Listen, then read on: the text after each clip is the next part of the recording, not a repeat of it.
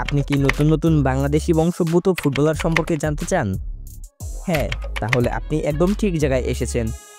কারণ বিশ্বের বিভিন্ন প্রান্তে ছড়িয়ে ছিটিয়ে থাকা বংশোদ্ভূত ফুটবলারদের আপনাদের সামনে তুলে ধরবো আমরা। তো চলুন শুরু করা যাক। আমাদের আগের ভিডিওগুলোতে অনেকেই জায়ান হাকিমের আপডেট জানতে চেয়েছিলেন। তাকে কি হংকংয়ের বিপক্ষে পাওয়া যাবে? এই প্রশ্ন সবার মনে। ইতিমধ্যেই জায়ান হাকিমকে নিয়ে চূড়ান্ত খবর আমাদের হাতে। তো চলুন জেনে আসা যাক বিস্তারিত।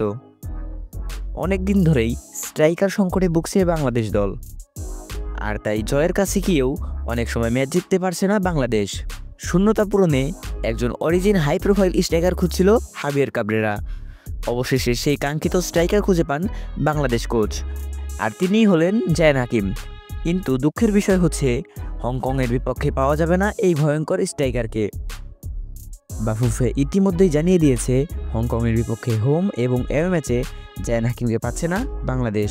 মূলত সঠিক সময়ের মধ্যেই জায়ান হাকিমের সব অফিসিয়াল কাগজপত্রের কাজ সম্পূর্ণ করতে না পারাই এর মূল কারণ।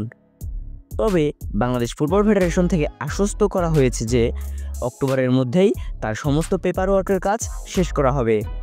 এখন সবার মনে একটাই প্রশ্ন, কেন সঠিক সময়ে কাগজপত্র জমা দেওয়া গেল না? তাহলে কি এখানেও সিন্ডিকেট হলো?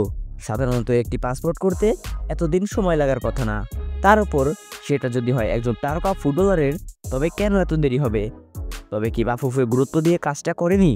প্রিয় দর্শক, জায়ান হাকিমকে হংকংয়ের বিপক্ষে বাংলাদেশ কতটা মিস করবে? জায়ান হাকিমকে ছাড়া বাংলাদেশ দল গোল করতে পারবে কিনা আপনার মতামত জানিয়ে দিন কমেন্ট বক্সে।